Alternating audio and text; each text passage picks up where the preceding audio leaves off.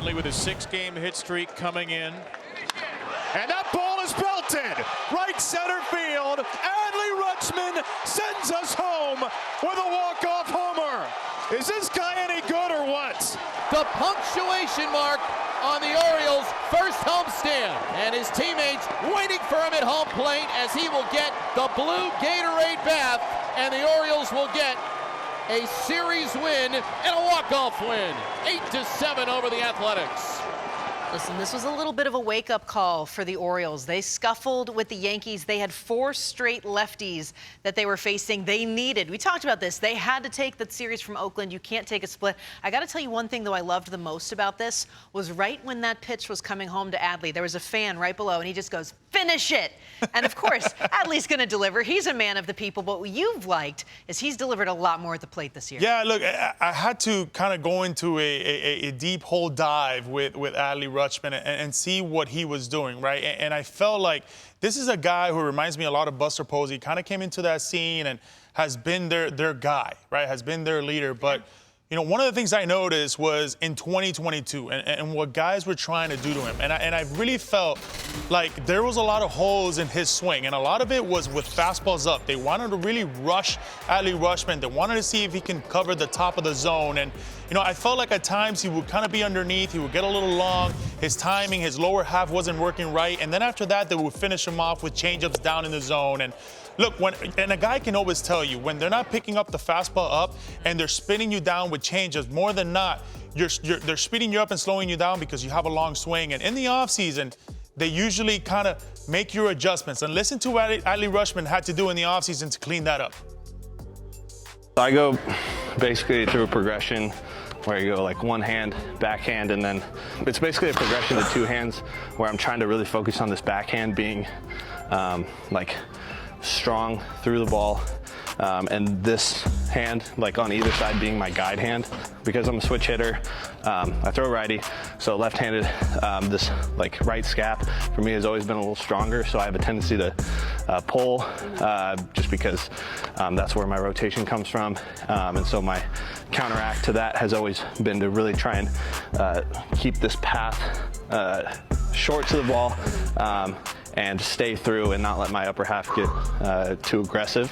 And now I'm going to go into 2 hands, split grip, where I'll do, I'll have a little more whip coming through the zone with this, and my focus is still going to be on maintaining a good bat path, letting this hand be the one that fires, and this one being the one that just guides it through the zone. Just trying to allow myself to get back to this and be in a good rhythm when I hit that point. So I go, and you know, one of the things I really love about him is the adjustments in the offseason leading up to 2023.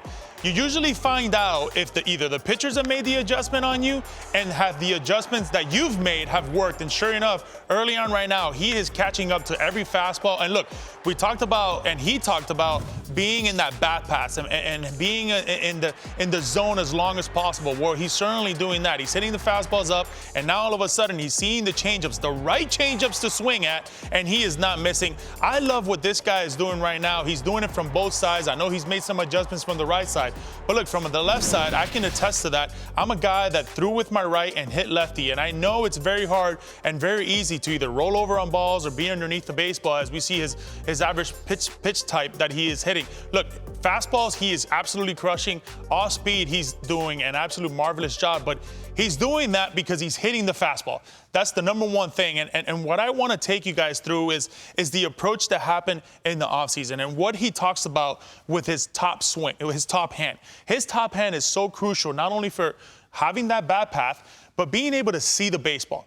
When you're a lot shorter to the baseball from A to B, more than not, you're going to react, you're going to select the right pitches that you want to hit, and you're going to have more time. And for a hitter, when you have all the time in the world, more than not, you're going to barrel balls, you're going to be consistent, you're going to have longer, I guess, hot streaks, which is what is happening right now. He certainly has cleaned up the top half. And one of those things that the top half does when you clean it up is you allow yourself to hit this pitch.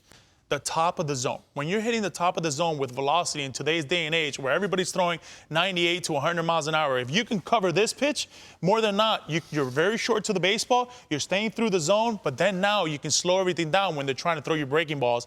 He's certainly making those adjustments, and I think what we're seeing right now is pretty good. He's going to get even better with that. He's going to learn how to set up pitchers in the big leagues. And my goodness, watch out. This guy is going to be an all-star for many years to come. And I like what you just mentioned there. The whole fact that he even said it, his right scap is stronger just because of the way he sets up, the way he throws. You would think on the surface, okay, I work this out really hard in the left season and then they're even. This is where we start to see that old age thing where it's not always about what you lift in the gym. It's not what you do in the gym. It's the flexibility, your range of motion, how you're controlling your actual mechanics. Melanie, it's crazy. For a quick story, I was really bad with my top hand in my career, and in 2014, I break my right wrist, and I couldn't do anything else but be in the batting cage and not swing. So they told me, hey, why don't you get your top hand and really work on it? Because once you come back, that weakness that you have will become a strength of yours. So all I did was work on that top hand. Well, later on, I started realizing if I can control the top hand more than that, I'm going to be shorter to the baseball. I'm going to have all the time in the world because I'm shorter to it. And look, I think it works for him. This is a very mature hitter for a young age of what he is. And I just think I saw it with Julio Rodriguez. I'm seeing it now with Rutschman. The sky is not even the ceiling for these two guys. It's a good thing that we're not still in the rookie voting for them. There's some other guys now that are going to take precedence over that, but impressive changes certainly for the young Orioles backstop leader.